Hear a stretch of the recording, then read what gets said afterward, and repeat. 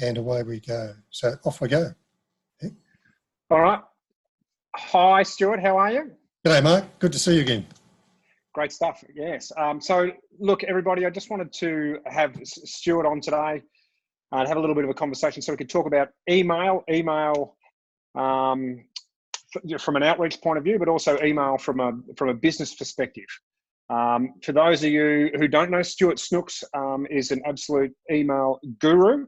So I've known Stuart for probably, what do you think, like 12 years more? Yes, it's probably longer than you think. Yeah. So I was lucky enough to have a previous employer hire you to come and show us how to be better at email. And I've got to say that some of those skills that you taught us 12, 15 years ago, whenever it was, I still use today. And I haven't found anybody else on the internet or in the professional services business that talks about email in such a common sense way that what you do. Yeah, great, thanks. And I get that feedback a lot, Mark. A lot of people chase me up 5, 8, 10 years later, and a lot of them talk about how practical it is. So it obviously works, which is great. Yeah, so you know, I thought if we could get together and have a bit of a chat about emails in the sales space and emails more generally. I understand that you're not a specialist in sales emails, but you know, I'm sure we can have a bit of a conversation about it as we go along. So yeah, there's a strong overlap in the principles. That's for sure. Yeah. So can you just give us a little bit of information, or, you know, like a bit of introduction about Stuart? You know, like who do you work with? You know, a little bit about your background. Just 2 or 3 minutes there for people. Yeah, that don't sure. I started in productivity 23, 24 years ago as a consultant, and so I would follow up a lot of those who've been to a time management program. And over the years, more and more people were telling me, "Hey, email's our biggest time management problem. Have you got something specifically for email?" And there wasn't anything at the time. And so I saw an opportunity to specialise in that 14 years ago, so late 2005. So that's what I did. I did a lot of intensive research around what's best practice in this area and developed ideas and programs around how to get control of email in a workplace environment, because email's become central to everything we do these days. And these days, I specialise in working with senior executive teams and their assistants, the EAs and PAs.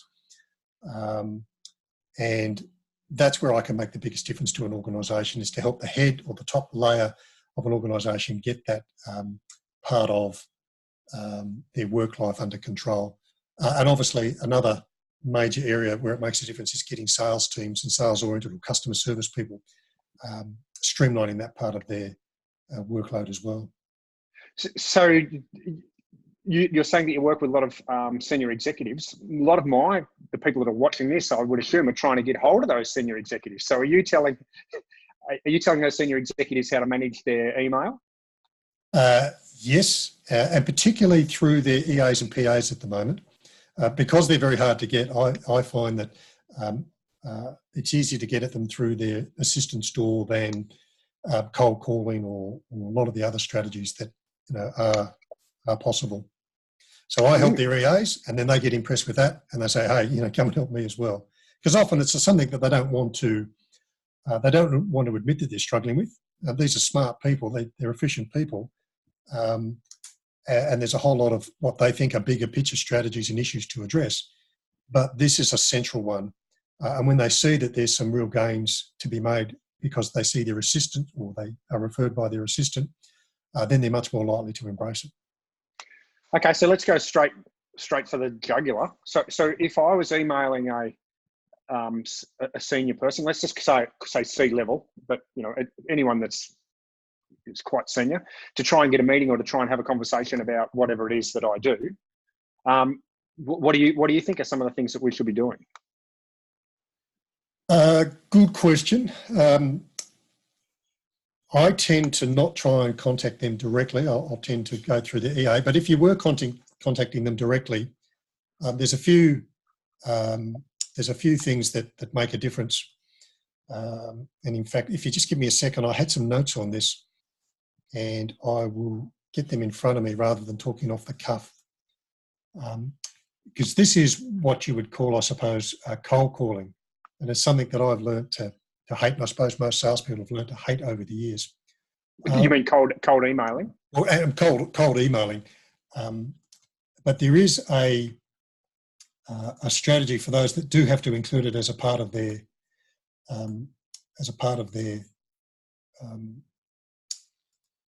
their sales activities. You might have to mess around with the recording here, Mark, while I get my ducks in line. Wasn't a question I thought you were going to ask me. At least no, I wasn't going to. I didn't.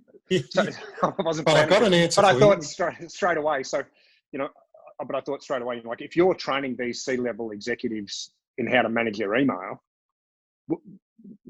what should we as salespeople who are trying to get a hold of them? What's the do's and don'ts? Okay. I mean, I'll send you a link to this webpage as well. I just had a quick look at Yesware. They've got some excellent research, and they talk about the best sales email templates and why they work for cold outreach and follow-up in 2019. It's quite an extensive article, and it actually gives you some examples. But some of the key things that I notice out of that, firstly, to get the subject line right. 33% of recipients will open an email based on the subject line alone. And an effective subject line has three components, but most people only use one of them. And the first component is what's your desired outcome or the next action. So every email has one of four possible outcomes. You want someone to take some sort of an action, or secondly, you want them to respond and that's all they need to do. Or thirdly, you want them to read your email, but they don't have to take action or respond. And the fourth one's FYI. So having that as the first part of the subject line is a key for getting their attention.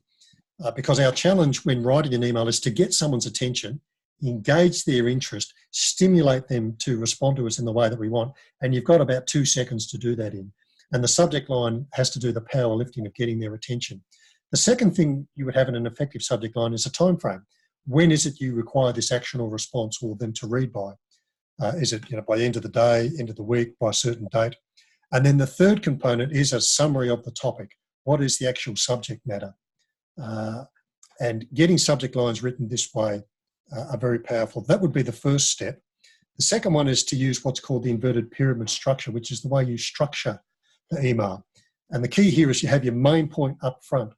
It's the way newspapers and magazines are written. It's called the journalistic style of writing. The American military call it BLUF, B-L-U-F, bottom line up front. Main point is the first thing that they read. So you give them the most important information at the top end, then less important and the least important. So give them information they must have, should have, nice to have. And that way you're appealing to all those various communication and personality styles. Your director driver, which tends to be your sales executive or senior executive, they'll just want to know the facts. So they can just read your main point and then they'll respond. Others who want more detail can read further. And you know how you and I tune out when we're reading an article? Readers can tune out when they've got as much information as they need to then take the action that you're asking them. So they're the two key things, subject line and then the structure of your email. So it seems to me that it's almost like writing that email, a regular email back to front, or at least some of the ways that we've been writing emails back to front. Because you typically go, hi, Stuart, I've been working with blah, blah, blah, blah. Yes. Found you on LinkedIn. So, all this fluff. And then I go towards the middle or the end. This is what I want, or this is what I need, or this is the information for you, yes. whatever the purpose of the email is. And then the CTA, thanks very much, see you later. Yes. What you've just described was the upside down pyramid, or I prefer bluff, because I like that. Yes. Is almost go, this is what you want, and then type. Is that what you're saying? That's right. It's what's called inverted pyramid. You invert the pyramid. The style that we naturally write is what's called a diamond sequence, where you prepare the ground, you soften the ground, and then you give them your main point, and then you might go on and reinforce that. But it's found that it doesn't work very well by email. The only times to use that are when you're trying to make a request that someone's unlikely to want to grant you, or you're trying to deliver bad news. And in both cases, you're probably better with a verbal conversation. So for email that works, the inverted pyramid is the best. Main point up front. And then give justifications afterwards. So you would give a a solution before all the background details. You would give your recommendation before explaining how you got to it. You would make your request before the details. Now, that's not natural, is it? It's No, it actually seems like it's a bit pushy, you know, and I'm a sales guy, you know, I'm supposed to be a bit pushy. Now you might have a warm, brief greeting to soften the ground, but need to get to the main point really, really quickly. And I often get that feedback from people, oh, Stuart, that's a bit direct. But let's be honest, people are bombarded with email. The quicker you can let them know what's needed, when it's needed, what it's about, the happier they are and the more likely they are to respond to you. And you're better to get a quick decision of no than a slow decision of maybe or no decision over a period of time. And of course, with practice, you can refine how you set that up in your first few words or first sentence. But the key is main point's got to be up front. I could show you a diagram of what's called the F shape. Our eyes move in what's called an F shape when we're looking at emails or internet. I was going to ask you about this one. I've read about this, yeah. We will read across the first paragraph or sentence. We come down to the second one and we go across but not as far, and then we just skim and scan the rest of it. So if your main point's at the bottom, very little chance they'll read it. Now that's the natural way of writing, and what I suggest to people is write the email the way it comes out of your head, which is diamond sequence, but then cut and paste your main point up the top.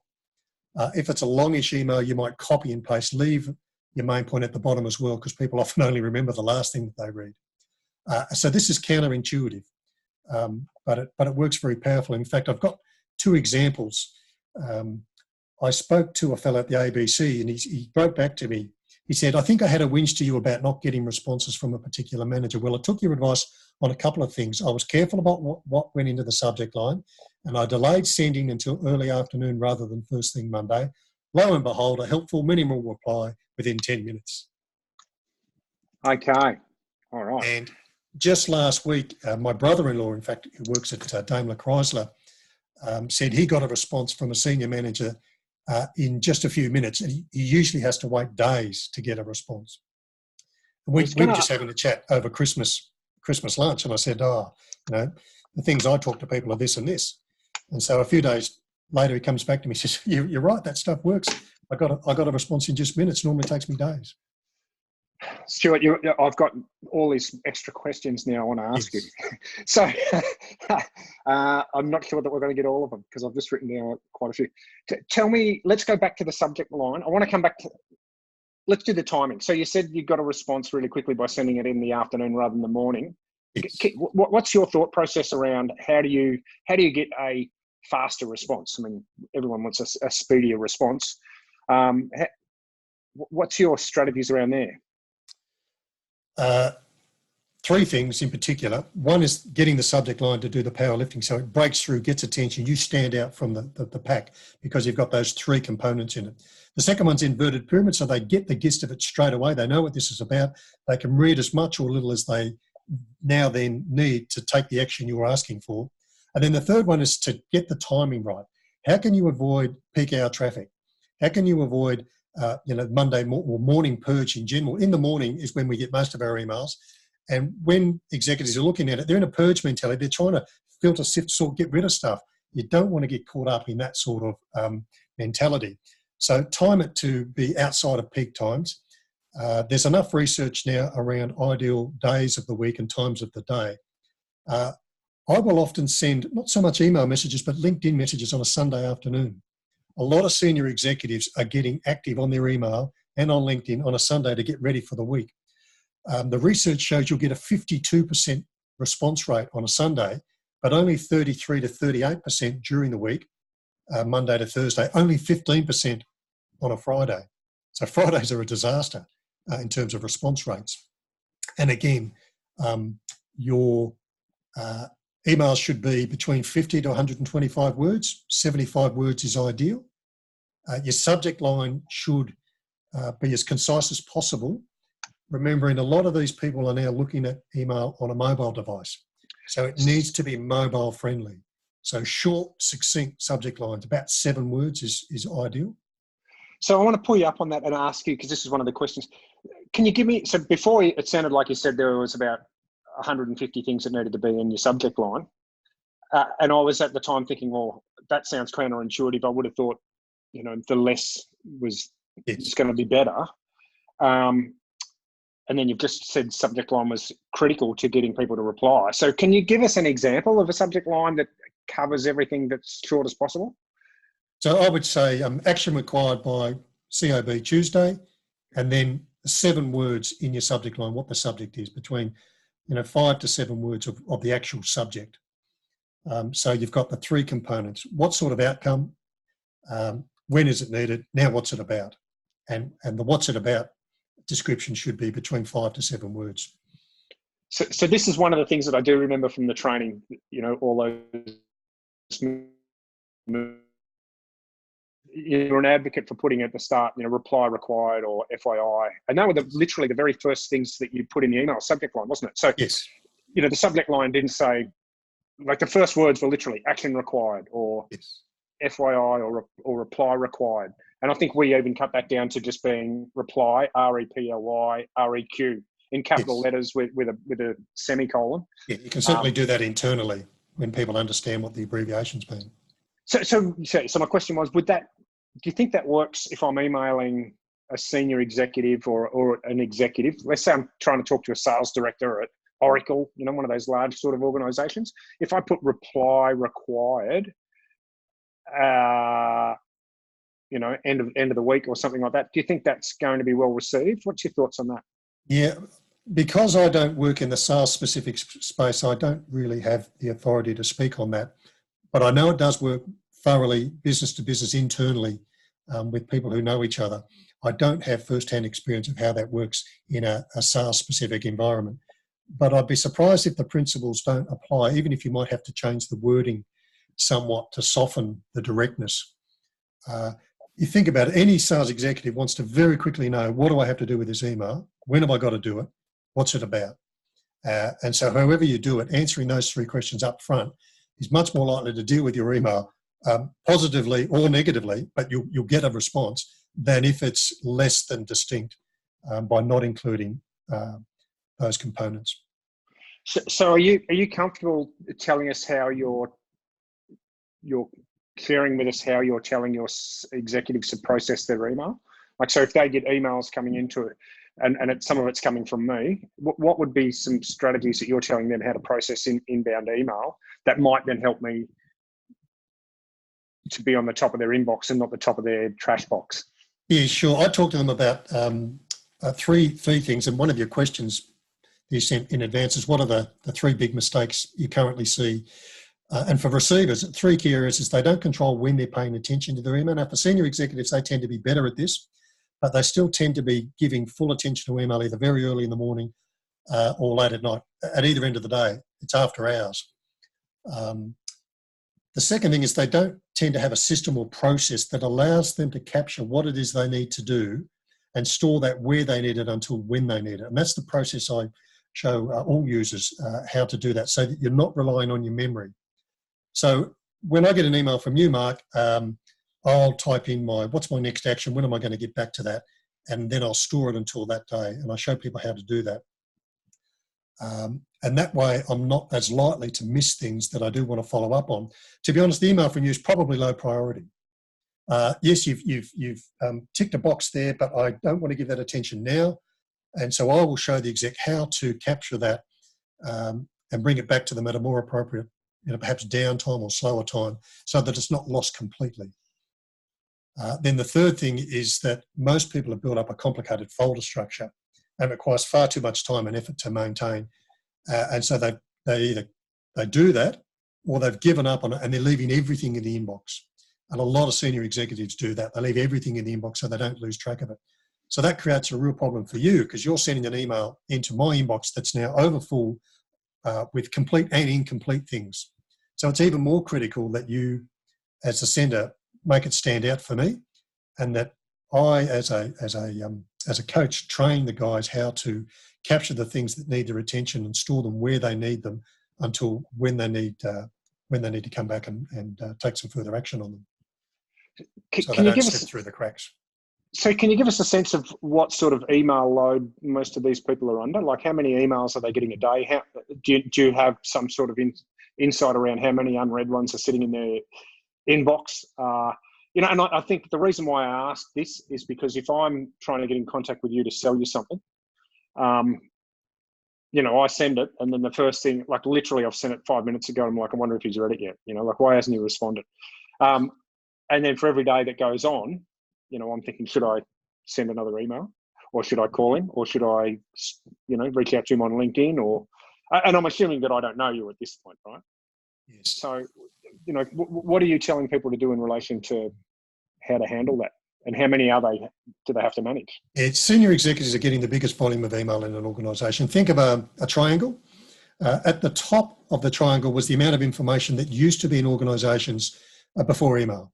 And senior execs only had as much information as they needed to make decisions and move the organisation forward. Now that's been turned on its head, and it's the other way around. The base of the triangle is been inverted, and senior executives are drowning in information and communication and data. So they're getting the biggest volumes, but also they're getting the lowest relevance and the lowest clarity. So that's where having clarity by some of the things we've talked about will make you really stand out. So that's the first thing. Their volumes are high. Exact numbers, it varies quite a lot. But it's the highest of any level in the organisation. So that's the first thing. How do you cut through to guys who've got huge volumes that they're trying to be across? Then in terms of response rate, there's a lot of factors, but generally speaking, if people don't act on your email the first time they see it, they rarely ever will, which is why that subject line's got to get their attention the first time they look at it. You don't leave it to them to interpret. Don't leave it to be ambiguous. Get them to make a decision on it. After 1 hour, open rates dramatically decline, and after 24 hours, your message is likely to be dead. They'll never see it. So you can be proactive. Don't wait for a reply if you haven't had the response after a day or two. Follow up. And that's the third. You asked me a question about mistakes. One of the 3 things that people don't do is they don't follow up. And so don't leave that follow-up too long. So I'm a absolute big fan of not leaving things left unsaid, and I'm pretty robust in reaching out to people, the second, third, fourth time, and I have no problem with that. Is there, and we're talking about an email perspective now, not so much from a sales perspective, but is there, what do you think is the best way for us to do that? Do I just reply to the email that they haven't replied and write, what's up? Or is there a better way to do that? I mean, I've got some thoughts. What do you think?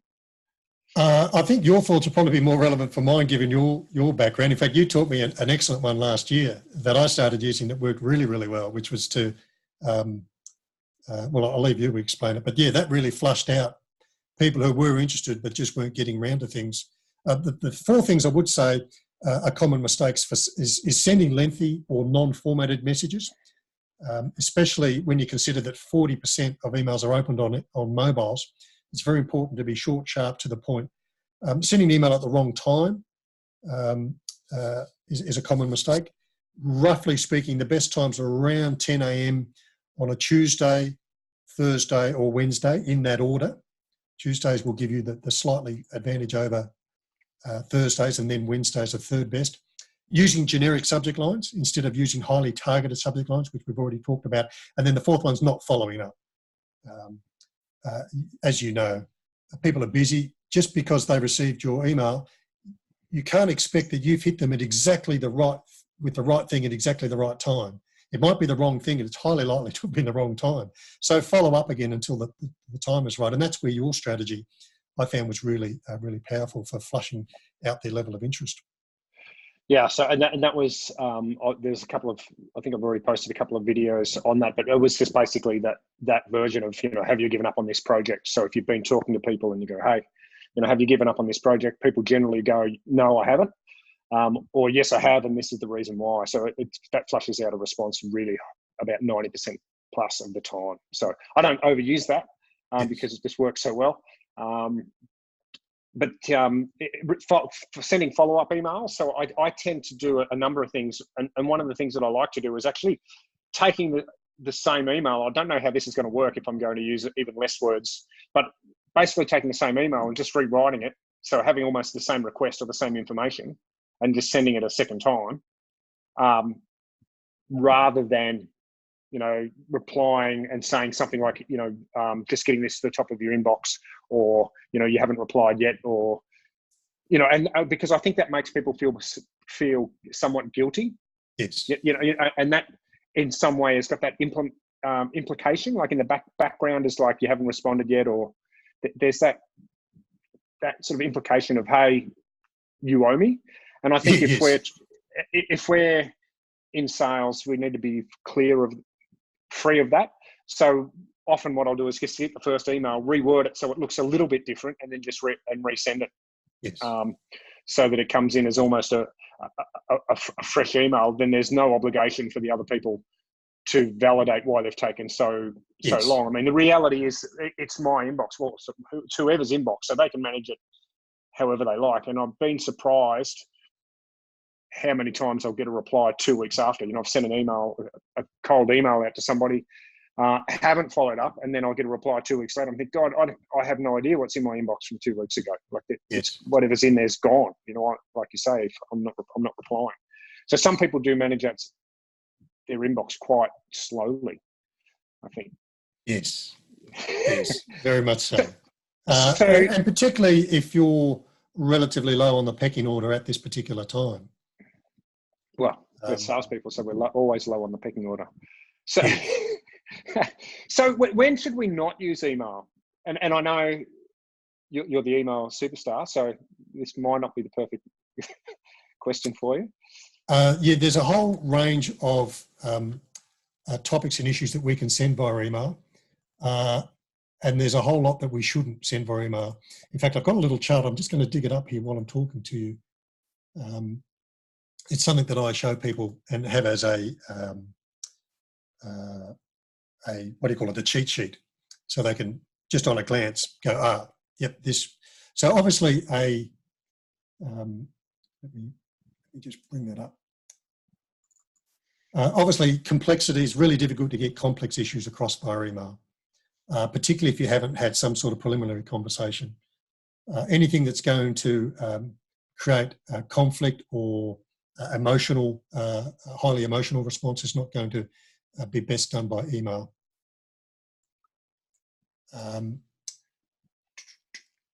Delegating a simple issue or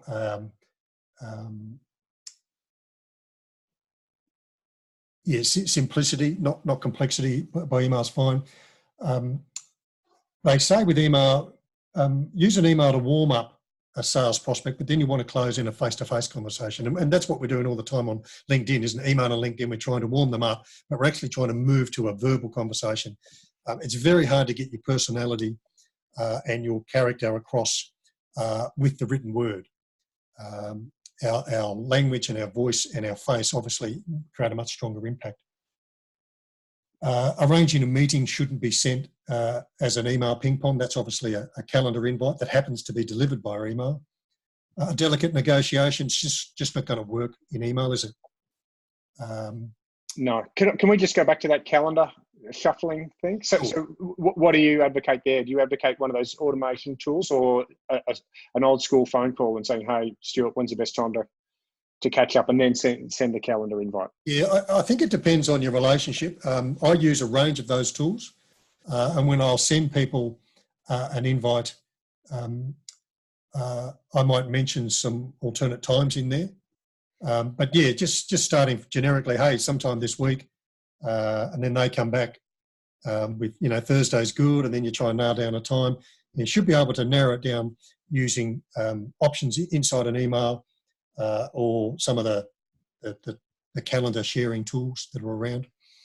Interesting. I actually don't like those calendar sharing tools because I think it places the emphasis on the other person to choose the date and time. So if you were the client, so if you're the prospect, and I said, hey, Stuart, let's catch up sometime next week. I'm going to be in Melbourne. And you said, yeah, no worries, Mark, grab some time in my diary. I think that's 100% okay because I'm asking, but I don't like it when it's the other way around. So because if you're the client and I'm saying, pick a time that's available in my diary, I think there's also some value in that backwards and forwards, whether it be over the telephone or over email, because it lets you see how people are with a very basic level of negotiation. So all you're trying to do is negotiate a time that's going to suit. And if they become extremely difficult or don't reply or don't respond, then you can expect, this is and I'm happy for you to prove me wrong, but you can then expect that level of negotiation and that method of communication to be consistent throughout your relationship. So if they make it hard for you to meet, or they make it, they're very slow to respond, I then go, way to start, is it? Or I'm on the wrong channel. Yes. Right. So, if I'm emailing Tina and, I say, yeah, let's catch up next week, and it takes her 2 days to go, yep, I think Thursday or Friday would suit. I'm like, okay, I'm calling. Yes. Right. Yes. Because I can't afford another 2 days for her to go. If I go, yeah, house Thursday, 10 o'clock. And then 2 days later, she goes, well, actually that's now taken. And then another 2 days, like I'm in the wrong channel. Yes. So then I'm going to ring. Whereas other people, you can email backwards and forwards. There was a gentleman I booked a meeting with today. I said, hey, I'm going to be in Hunter Street at 2:30. Will that work? And he goes, no, I've got something till 12:45. Let's make it 1 o'clock around Hyde Park. Now that exchange was in 6 minutes. Yes. So like, okay, this email is the communication method for that particular person. Yes. Does that make sense? Yeah, that's right. There is no one size fits all formula. Another thought that came to mind as we were speaking is sometimes in an email you might want to direct them to your time, your calendar sharing software, but instead of just sending them generically there and they've got to pick from a whole range, you might pick out 3 links and drop in those 3 particular times. So they just click that link and it goes to your calendar software where they can finish it off. I like that. There's a range of ways to do it. And as you say, finding their preferred medium is the key. Email's a highly congested medium, LinkedIn less so, text message less again, phone even less. When you're on the phone, it's just a one-to-one. When you're on email, you're one of 20 people talking at them from their screen at any given time. It sounds like you're talking people away from using email in some respects. Using it in conjunction with the range of other tools. There's a range of tools that we've got, and most people get very comfortable using just 1 or 2 of them. And having the flexibility to use the right tool at the right time for different people's tastes as well. So email's not evil, but it's not going to fix everything either. And used appropriately, like most things in life, and we enjoy a drink and a coffee, and used appropriately, they're very successful. So would you say email is overused in today's communication channels? Oh, very much so. It's the Swiss Army knife of communication tools. It does a lot of things reasonably well. It doesn't do very many things exceedingly well. And so we tend to push everything through email. So when we get an email, we tend to respond by email. If you get a phone call, you tend to respond by phone. When we get a text message, we tend to respond by text. And not many people think outside the box and say, hey, just because I received that by email doesn't mean I have to respond by email. Maybe we should switch channels to something that's more appropriate for the person or the conversation, and get away from. Yeah, I like that. That could be the headline for this little session. Email guru says, don't use email. Yes, that would get attention. Well, don't use email all the time. Yeah. No, I got it. So early on in the conversation, you said something that really interested me, and I wrote it down, which is unusual for me.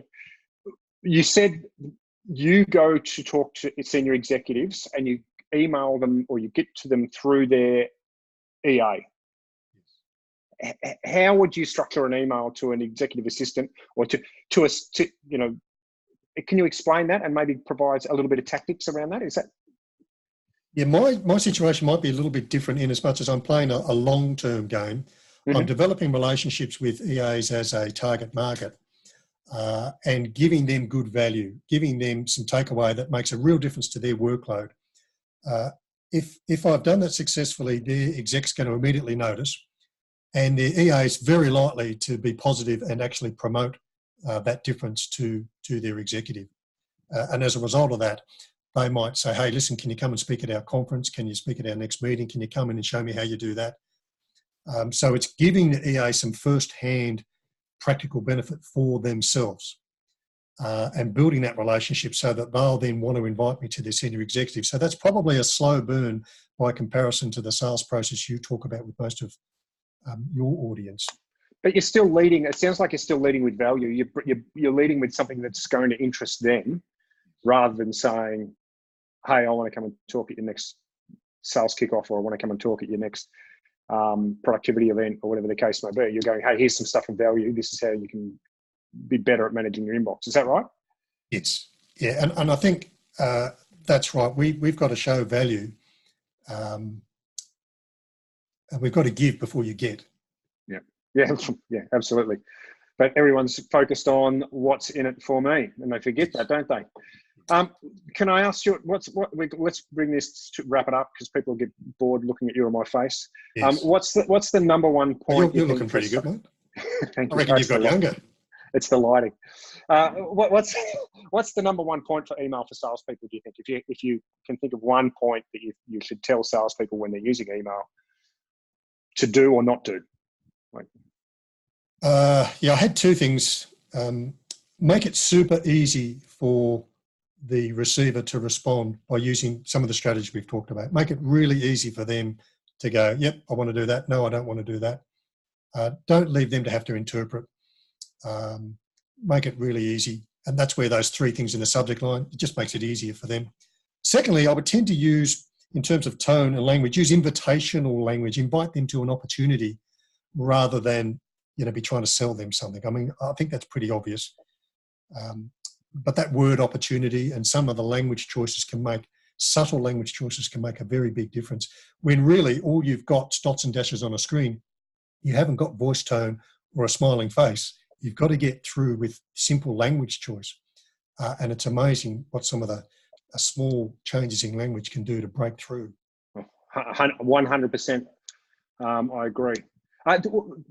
I'm going back off track again. Sorry. How do you feel about sending links and PDFs and that sort of thing in email? Do you have any research around that?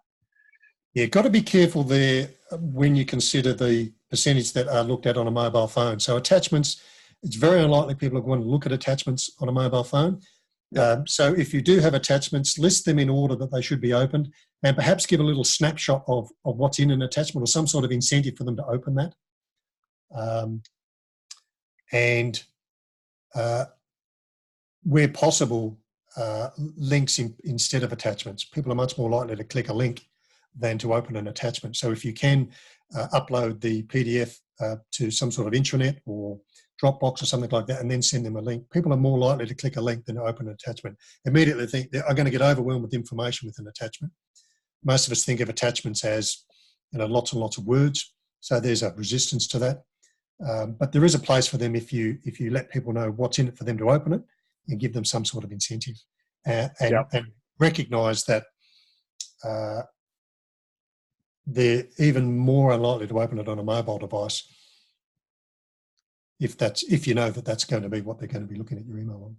Yeah, and I think like in the last probably 2 years or so, using things like third-party things like Dropbox and that, it's probably going to make it even more difficult for people to view your downloads. A lot of those have been corrupt. There's been a lot of corrupt Microsoft, OneNote, that sort of thing, and Dropbox links that have been sent around. So people are very wary. I know I am of clicking on those links.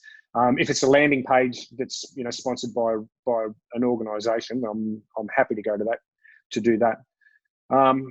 Okay, and so just lastly, Stuart, how can people get in contact with you? What are some of the things that you do? Yeah, sure. I suppose LinkedIn's a great starting point for making a connection. Yep. And then my website's also a good place, particularly the blog page. I'm always recycling information and ideas, 3, 4, 5 times a week on the blog page and on LinkedIn.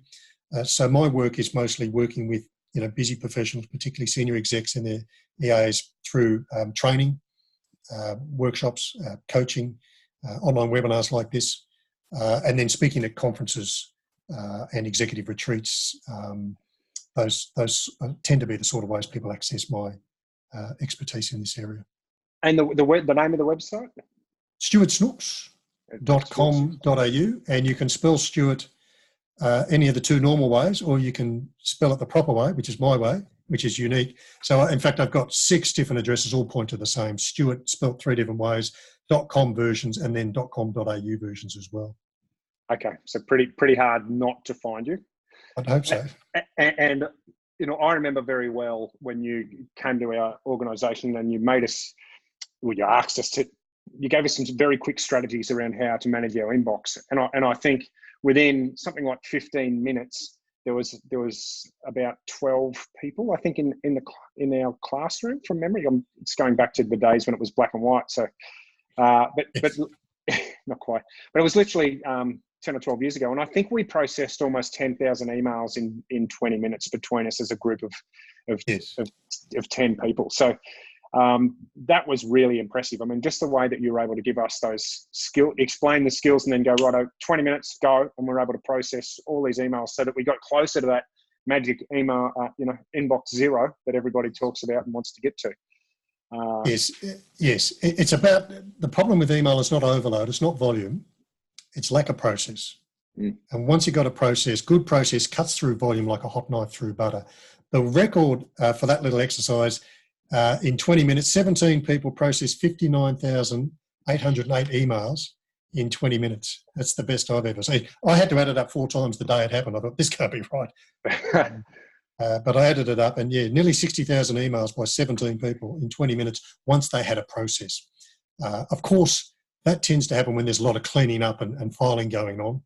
The most important part of the process is for the stuff you actually need to take action on, the high priority, which is around 20% of it. And I've developed a new process since I saw you, which has gone gangbusters the last 12 months, particularly for Outlook users, which adds a couple of columns to their inbox. It allows them to choose the priority, high, medium, low, type in the next action so they don't have to do that thinking and rereading, and then they click a date when they want to come back to it, and it drops into their inbox down at the date that they're going to come back to it. And so now they don't have to rely on their memory, they don't have to reread, they don't have to reanalyze. EAs love it, and when their execs see it, they love it as well. And again, it comes back to having process, having a process that's robust, repeatable, takes low energy, and relies on your system instead of your memory. And I can 100% endorse it. Yeah, good work. Right. All right. Well, Stuart, thanks for joining us for a bit of a chat. I really appreciate it. And I'm sure some of the salespeople will be able to use those tips that you've given us so that they're a little bit more effective. Great to talk with you again, Mark. Hope it makes a difference. Thanks. Cheers. Thanks for your time. Bye. Bye.